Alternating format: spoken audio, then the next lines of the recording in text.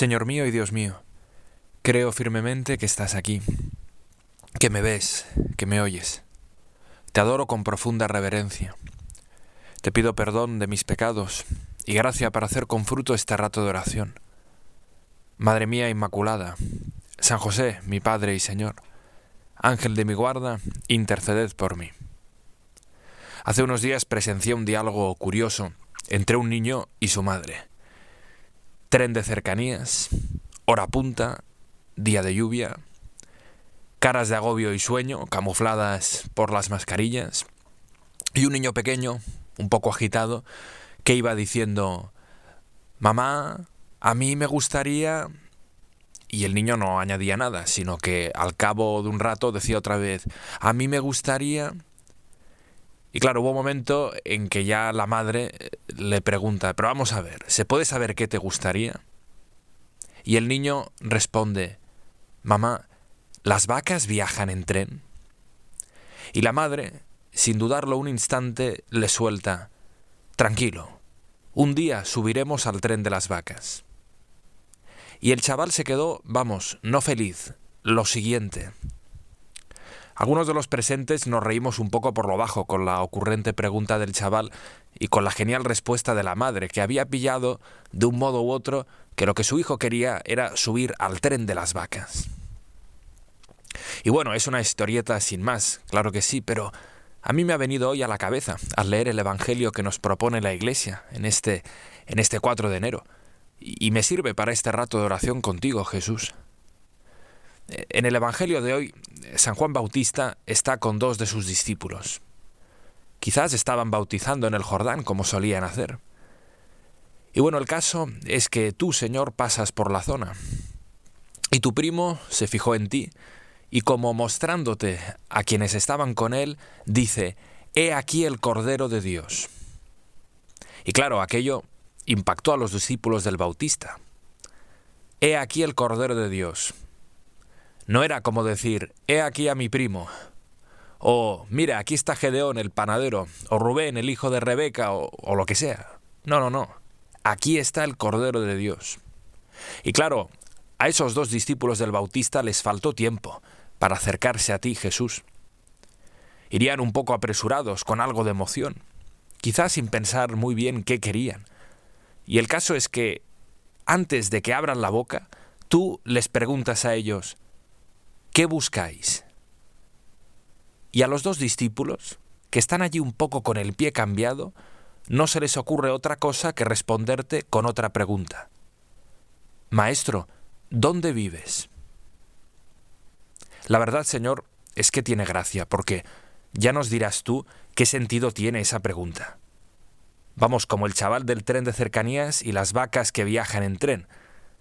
Para hacerte esa pregunta, pues se la podían haber preguntado directamente a San Juan Bautista, y él les podría haber sacado de dudas. Pero tú, Jesús, le respondes de una manera inesperada: «Venid y veréis». Y el Evangelio nos dice que fueron, que te siguieron, Señor, y vieron dónde vivías, y se quedaron contigo aquel día. El Evangelio nos indica incluso que era la hora 10. Uno de los 2 discípulos era Andrés. Del otro no sabemos el nombre, pero con mucha seguridad era el propio Juan. No sabemos qué vieron, ni si hablaron contigo.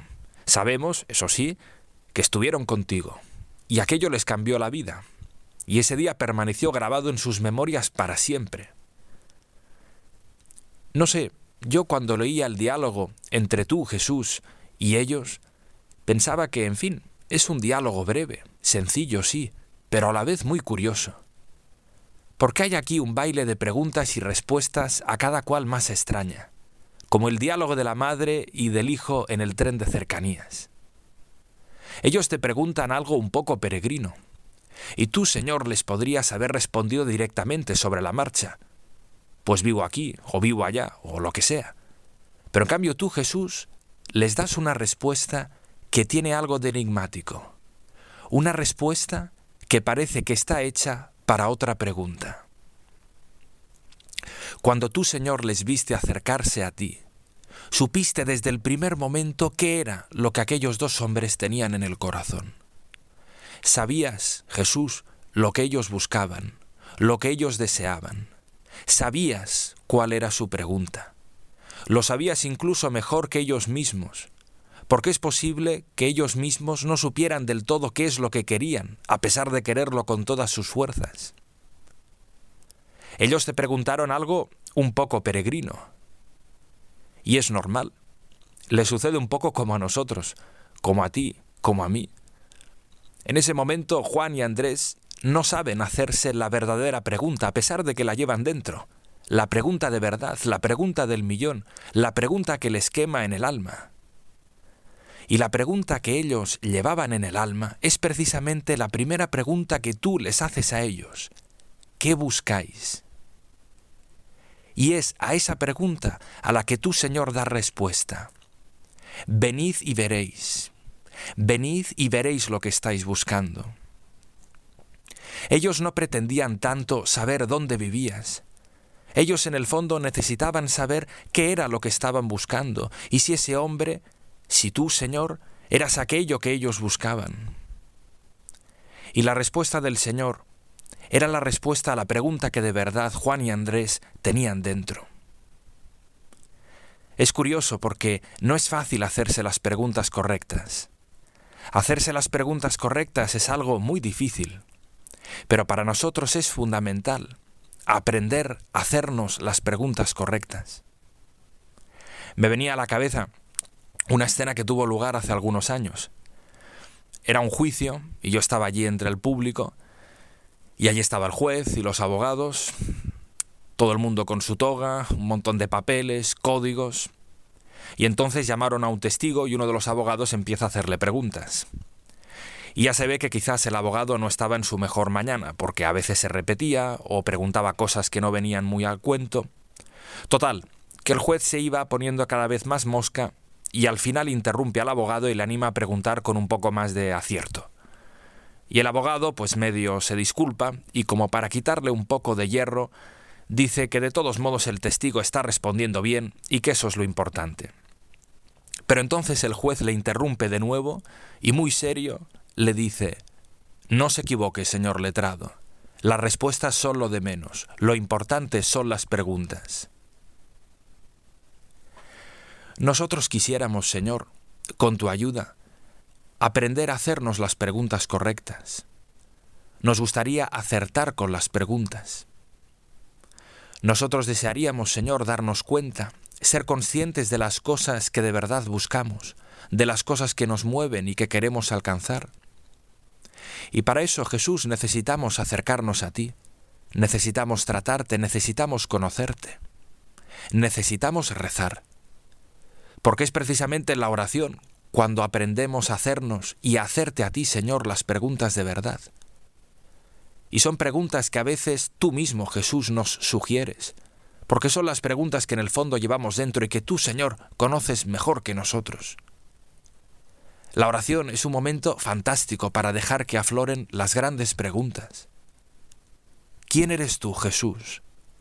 ¿Quién eres tú para mí? ¿Qué quieres, Señor, de mí? ¿Qué quieres, Jesús, darme cuando me encuentro con esta dificultad, o con este reto, o en esta situación? Los grandes porqués. ¿Qué es rezar? Preguntarse y preguntarte. Rezar es preguntar, podríamos decir. Y a esas preguntas el Señor siempre responde, a su modo y con su estilo, que es un modo y un estilo curioso, sorprendente. Es un estilo que pone a prueba nuestra paciencia, es un estilo que respeta nuestra libertad, que nunca pretende imponerse. Por eso decía el profeta Elías que Dios no hablaba en el fuego, ni en el huracán, ni en el terremoto, sino en la suave brisa. Ojalá, Señor, sepamos preguntarte, como Andrés, como Juan, porque tú nos ayudarás a afinar las preguntas, Jesús. Tú nos ayudarás a no tener miedo a las preguntas que de verdad llevamos dentro. Tú nos ayudarás, Señor, a no tener miedo a tus respuestas. Te doy gracias, Dios mío, por los buenos propósitos, afectos e inspiraciones que me has comunicado en esta meditación. Te pido ayuda para ponerlos por obra. Madre mía Inmaculada, San José mi Padre y Señor, Ángel de mi guarda, interceded por mí.